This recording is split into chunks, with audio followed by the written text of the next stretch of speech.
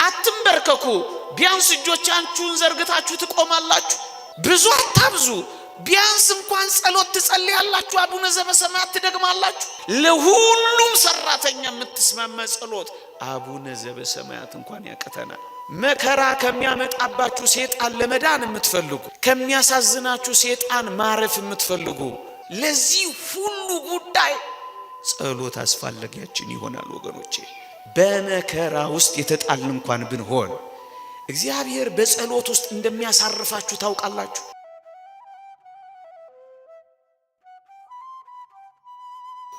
ሰላም ተሰጥቷችሁ ከሆነ መግባታችሁ መውጣታችሁ ደስ የሚያሰኝ ከሆነ ይህንን ጠላት እንዳያከሽፍባችሁ ዲያብሎስ እንዳይነጥቃችሁ እንዳይዋጋችሁ በጸሎት እንደ እሳት ቅጥር ታስጠብቃላችሁ እዩ ያለው እንዳይጠፋባችሁ ይልቁንም ደግሞ እንዲጠበቅላችሁ የማስጠበቂያ ጸሎት ታደርጋላችሁ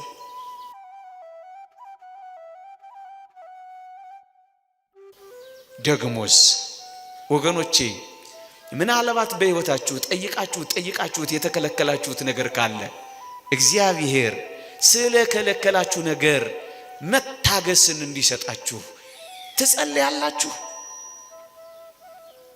ጸሎታችሁ እንዳይቋረጥ ትጋታችሁ እንዳይጠፋ በተከለከላችሁት ነገር ታጋሾች ሆናችሁ በጸሎት እንድትጸኑ እግዚአብሔርን እንደገና ስለመታገስ ስለምንውታላችሁ ይውላችሁ የተከለከላችሁት ጸጋ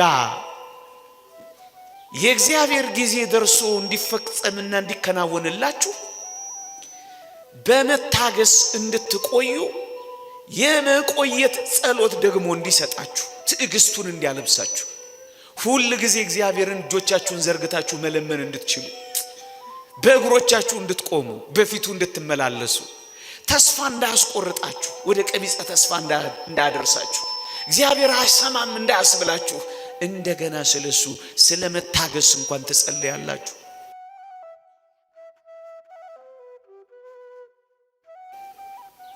ይሄ ብቻ አይደለም ምናልባት በመከራዎች ውስጥ ያለን ምናልባት በፈተናዎች ውስጥ የምንመላለስ ኦርቶዶክሳውያን በመከራ ውስጥ የተጣልን እንኳን ብንሆን እግዚአብሔር በጸሎት ውስጥ እንደሚያሳርፋችሁ ታውቃላችሁ አዎ አረጋዊ መንፈሳዊ እንዲህ ይላል ጸሎትን ለሚወዱ ሰዎች እግዚአብሔር ያድርባቸዋል ካለ በኋላ መከራ ከሚያመጣባቸው የልብንም ሐዘን ከሚያመጣባቸው ሰይጣን እግዚአብሔር ያሳርፋቸዋል ይላል በመከራዎች ውስጥ ያላችሁ እናንተ ትጸልያላችሁ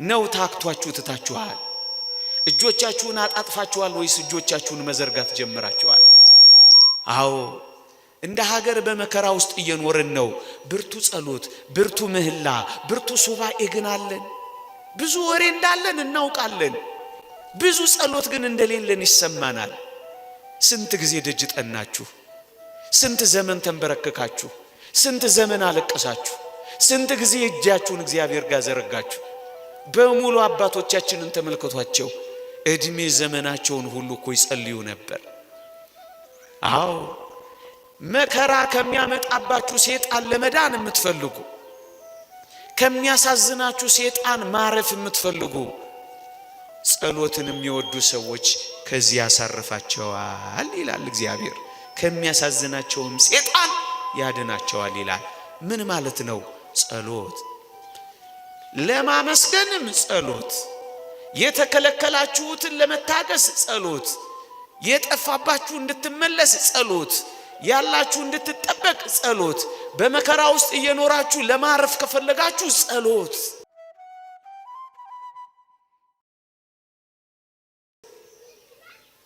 ምን ያህሎቻችን በጸሎት ጸንተናል ምን ያህሎቻችን መነጋገር ጀምረናል ያለ ጸሎት ስለሆነን የሰይጣን ማራገጫ መጫወቻ እንደሆነ አይሰማችሁ ብቻችንን እኮ ሆነናል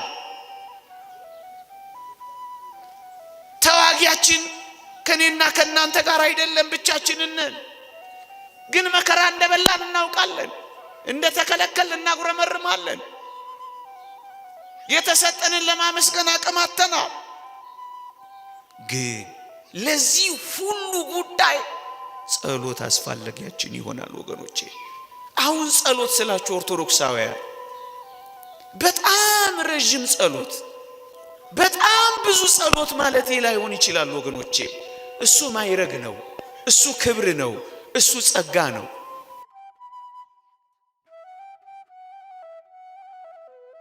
ኦርቶዶክሳውያን በዚህ ዘመን እንኳን ፀሐይ ስትወጣ በስተምስራቅ የዘረጉ ፀሐይ ስትጠልቅ በጀርባቸው የምትሆንባቸው ሰዎች ለጸሎት እንደዘረጉ የሚታዩ እንዳሉ እንሰማለን።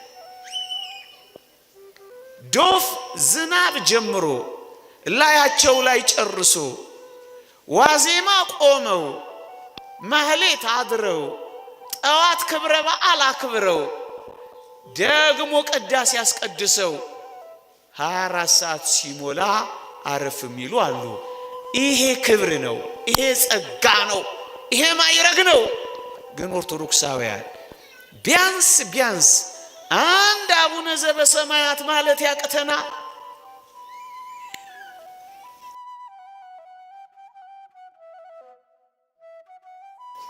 በማለዳ የሥራችሁ መጀመሪያ ብርሃኗ ስትፈነጥቅ የልባችሁ ብርሃን በጸሎት ይፈነጥቃል። አትንበርከኩ፣ ቢያንስ እጆቻችሁን ዘርግታችሁ ትቆማላችሁ። ብዙ አታብዙ፣ ቢያንስ እንኳን ጸሎት ትጸልያላችሁ። አቡነ ዘበሰማያት ትደግማላችሁ። የተወደደው መድኃኒታችን እኮ ኦርቶዶክሳውያን ያስተማረን ጸሎት በጣም አጭር ጸሎት ናት። ይቺን እንኳን ማድረግ ሳንችል የምንኖር እኮ ብዙ ነን ኦርቶዶክሳውያን። የታለ ጸሎታችን? ስራችሁ ላይ ለ8 እና ከዛ በላይ ለሆኑ ሰዓታት፣ ጥናታችሁ ላይ ለብዙ ጊዜያት፣ አልጋችሁ ላይ ለበርካታ ቁጥሮች ተኝታችኋል። እስከ ዛሬ የተኛንበት እድሜ ቢቆጠር ስንት ይሆናል?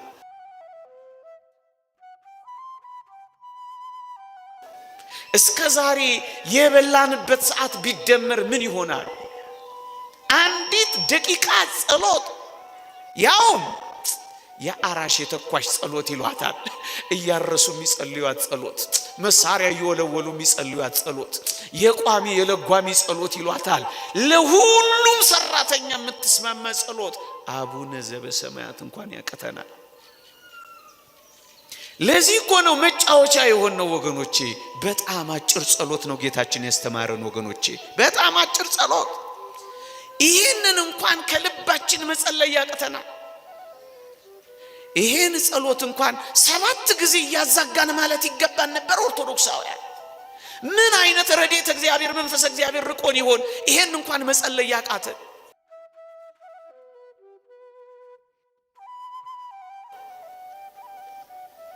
በምሽት ክፍለ ጊዜዎቻችን ጥቂት እንኳን እግዚአብሔርን ማሰቢያ ጊዜዎች አሉን የምትንበረከኩበት። ሊቁ ዮሐንስ አፈወርቅ እንደሚለው በምሽት ክፍለ ጊዜ የአምላክህን ስም ለመጥራት ሆድህ እንዳይከብድህ ሆድህን በልኩ ሙላው ይላል። በጣም ስለምንበላ ይሆን የምሽት ጸሎት የከበደ? ብዙ የቲቪ ቻናሎቻችን ስለምንቀያየር የሰማይ ኔትወርካችንንና ቻናላችንን ዘግተነው ይሆን? ኦርቶዶክሳውያን እስኪ ወደ ልባችን እንመለስ። አንድ አቡነ ዘበሰማያት በሰላም ቅዱስ ገብርኤል ማለት ያቀተናል። ትንሽ ደቂቃ ቴሌቪዥናችንን መዝጋት ያቀተናል። ትንሽ ደቂቃ አፋችንን ዝም ማለት ያቀተናል። ትንሽ ደቂቃ ቤቱን ጸጥ ማሰኘት ይሳነናል። ትንሽ ደቂቃ ወደ ልባችን ተመልሰን ህሊናችንን ወደ ሰማይ መዘርጋት ያቀተናል።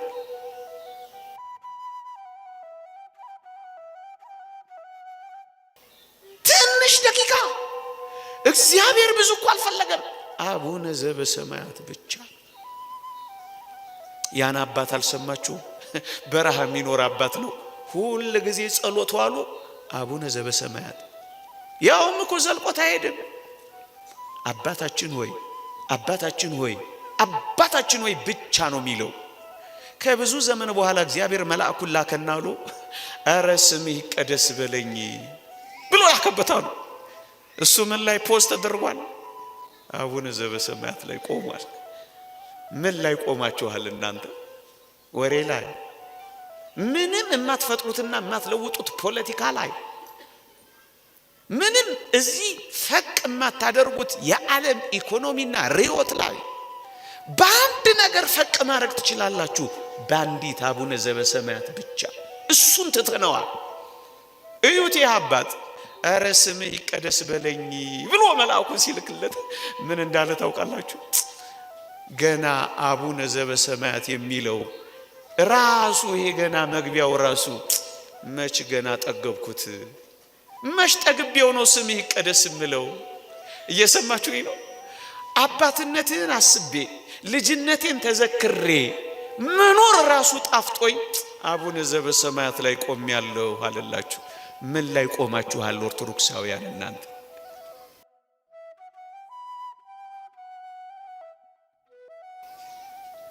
ጀምራችሁ ትታችሁታል። በየመሃሉ እንደ ሀገራችን ኔትወርክ አቆራርጣችሁታል። እንደው ከፍ ያለው ሱባኤ ሲመጣ ብቻ እንደው ሰው ስለገባ ጥልቅ ብላችኋል ወይስ በተስፋ ደስ ይበላችሁ፣ በመከራ ታገሱ፣ በጸሎት ጽኑ እንደተባላችሁ ጽኑ የሆነ የጸሎት ህይወት በአቡነ ዘበሰማያት ብቻ ጀምራችኋል?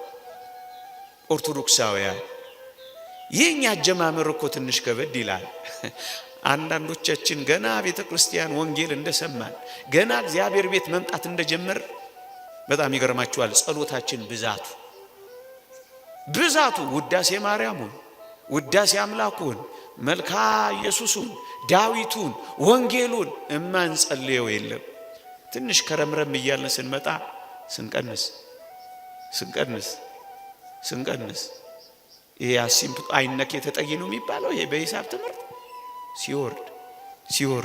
ሲወርድ ምን ላይ ደርሳችኋል ወገኖች? እኔ አስታውሳለሁ ገና ቤተ ክርስቲያን ህይወት ስንጀምር ከወዳጆቼ ጋር ቅዳሴ ገብተን ለማስቀደስ ስንጀምር እስካሁን አፍራለሁ ሳስበው። ገና ቅዳሴው ሲጀመር እጆቻችንን ዘርግተን ማስቀደስ ጀመር። እየሰማችሁ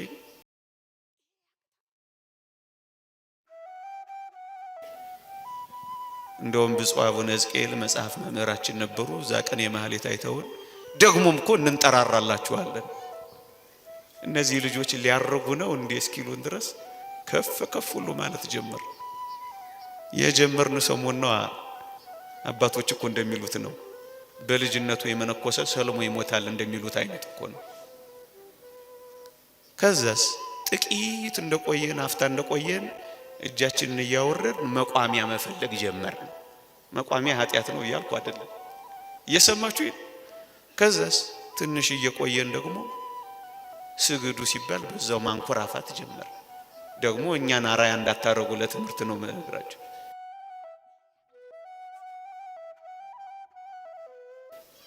እየሰማችሁ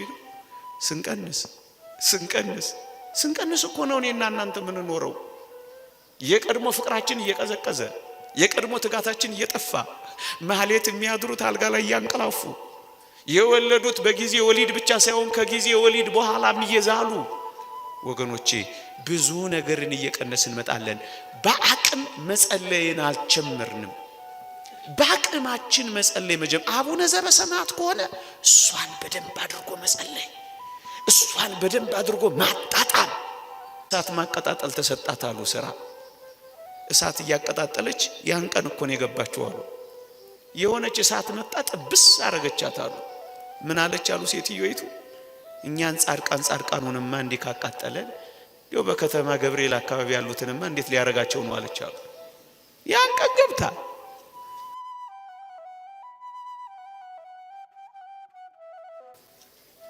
እንደዚህ የለም ወገኖቼ። ቀስ በቀስ ኦርቶዶክሳውያን ከአቡነ ዘበሰማያት ጀምረው እጆቻቸውን ሲዘረጉ እሳት የተፉ እነ ማክሲሞስ እና ዲሞዲዮስ የሚባሉ አባቶች አሉ። አፋቸው እሳት እስኪተፋ እጆቻቸው እሳት እስኪያወጣ ድረስ የደረሱ እስከ እሳትነት እስከ ከዊነ እሳት የደረሱ አባቶቻችን አሉ። እየጸለዩ ከፍ ብለው አንድ ክንድ ከስንዝር ከፍ ያሉ አባቶች አሉ። እየጸለዩ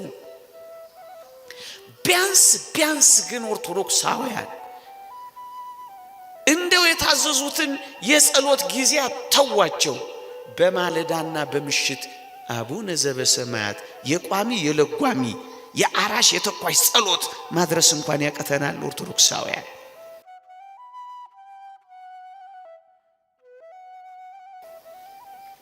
ቢያንስ ኦርቶዶክሳውያን እግዚአብሔር የሚፈልገው ተከታታይነት ያለው የማይቋረጥ ጸሎት እንዲሆን ነው። ወገኖቼ ስትጀምሩ ደካማ ጸሎት ሊሆን ይችላል። ስትጀምሩ የረከሰች ጸሎት ሊሆን ይችላል። ስትጀምሩ ማትሰሙ ሊመስላችሁ ይችላል። ግድ የለም የረከሰ ጸሎት በመጸለይ ነው ወደ ንጹህ ጸሎት የሚደረሰው ኦርቶዶክሳውያን። ደካማ ጸሎት በመጀመር ነው ወደ ብርቱ ጸሎት የምንጓዘው። ከዜሮ በመጀመር ነው ከፍ የምንለው። ግን እንጀምረው ኦርቶዶክሳውያን። ለዚህ ዘመን መድህናችን ከጸሎት በቀር ምን አለ መሰላችሁ?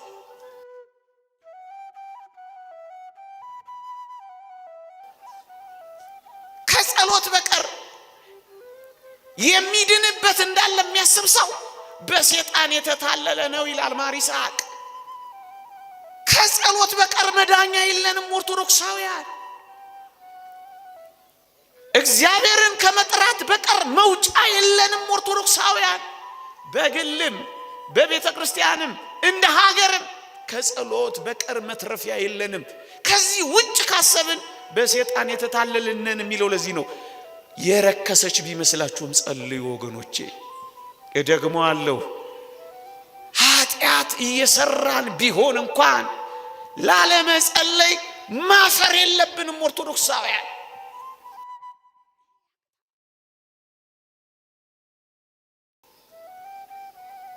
እግዚአብሔርን ለማናገር መደበቅ የለብንም ኦርቶዶክሳውያን። ታመንም ቢሆን በመከራው በምንም ሁኔታ ውስጥ እንሆን፣ እንደውም አንድ ሊቅ ምን ይላል? መታመምህን ላለመጸለይ ምክንያት አታድርግ፣ ይልቁንም ይላል ለህመምህ መድኃኒት የሚሆንህ ጸሎትህ ነው ይላል። አልጋ ላይም ወድቀህ ብትሆን ጸልየው። አልጋ ላይ ወድቀው እየጸለዩ የኤርሚያስን ሰቆቃው ኤርሚያስን እየደገመ እያነበበ አንድ እንባ በሚያነብበት መጽሐፍ ላይ አረፈ ይላል። አንድ ታሪክ ሳነብ አልገባውም ምን እንደሆነ። ለካ እጅግ ጽኑ እንባን የሚያለቅሰው የነብዩ የኤርሚያስ እንባ ነበር የሚጸልይበት መጽሐፍ ላይ ያረፈው። ነብዩ ኤርሚያስ አብሮት መጥቶ ለካ ያለቅስ ነበር በታመመው አልጋ ላይ ወድቆ። በታመማችሁበት አልጋ ላይ የሚመጡ ቅዱሳን አሉላችሁ።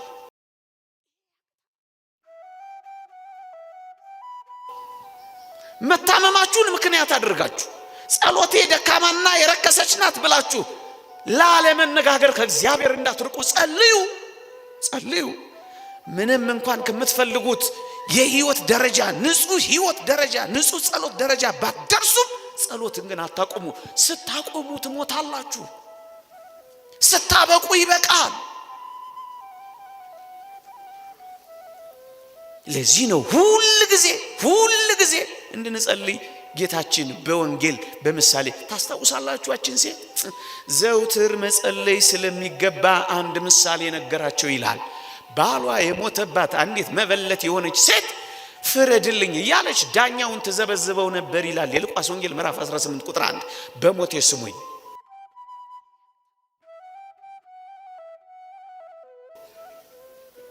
ፍርድ ትፈልጋለች። ዳኛው አልፈርድ አላት። ወገኖቼ ከዚያስ ዘውትር እየሄደች መዘብዘብ መጨቅጨቅ ጀመረች። ከዕለታት አንድ ቀን ግን ዳኛው ምን አለ? እግዚአብሔርንም ባልፈራ ሰውንም ባላፍር ስለ ዝብዘባዋ ብዬ እፈርድላታለሁ አለ ይላል። በጨካኝ ልብ የመሰለው እግዚአብሔር የኔና የናንተን የጭካኔ ልብ ለመግለጽ እንጂ እሱ ደግና ሩሩህ አምላክ ነው። ግን ምን እንደሆነ ታውቃላችሁ? ፈረደላት። ምንም የሌላት ብትሆን እንኳን አብዝታ እግዚአብሔርን በጸሎት በመጠየቋ እንደሚፈረድልን ሲያሳየን ተመልከቱ። ምንም የላት፣ የምትሰጠው ገንዘብ የላት፣ ደሃ ናት። የምትማርክበት ውበት የላት፣ አርጅታለች። የምታስፈራራባት ባል የለ፣ ሞቶባት። ግንስ ፈረደላት። ሁል ጊዜ ጠይቁት፣ ሁል ጊዜ አናግሩት።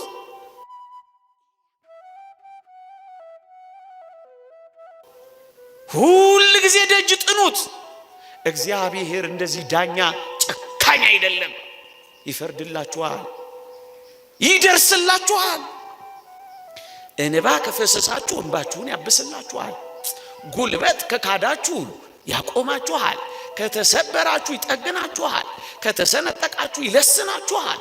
ካጣችሁ ይሞላላችኋል። ከጎደላችሁ ይሰፍርላችኋል። እየነቀነቀ እየጠቀጠቀ በእቅፋችሁ ያስታቅፋችኋል።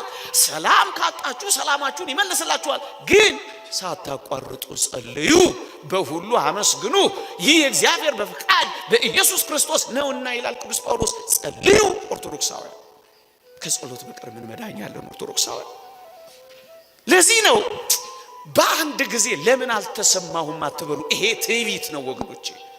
እግዚአብሔር እኔ በሚፈቅደው ቀን ለምን አልመለሰልኝም አትበሉ። ይሄ ኩራት ነው ወገኖቼ። መልስ እስክታገኙ ድረስ አልለቅህም ማለት ነው። እውነተኛ ያንን ቅዱስ ያዕቆብን ሕይወት አላያችሁ? እስክትባርከኝ አልለቅህም፣ እስክትመልስልኝ አልለቅህም፣ እስክትደርስልኝ አልለቅህም፣ ከዚህ ማጥ እስክታወጣኝ ድረስ አልለቅህም።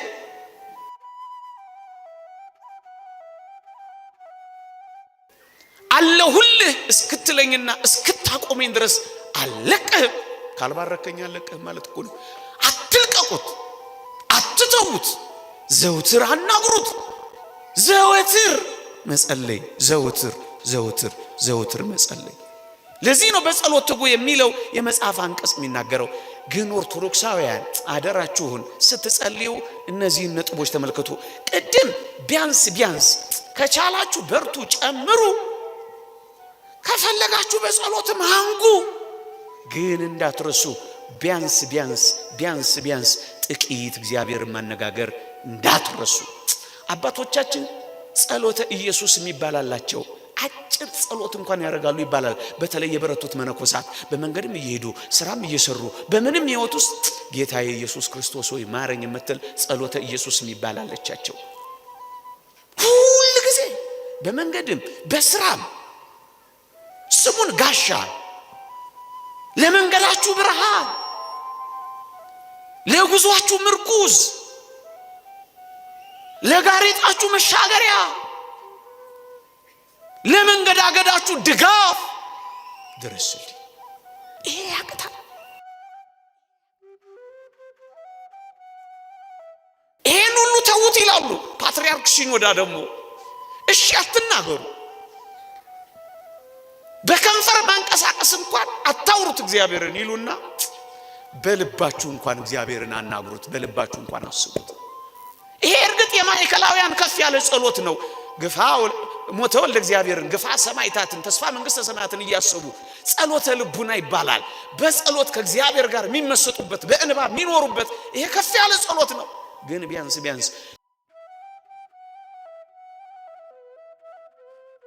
ልባችሁ እግዚአብሔርን እንዲያስበው ፍቀዱለት። በዓለም እንዲታሰርና እንዲያዝ አታዋጡት፣ አታንከራቱት።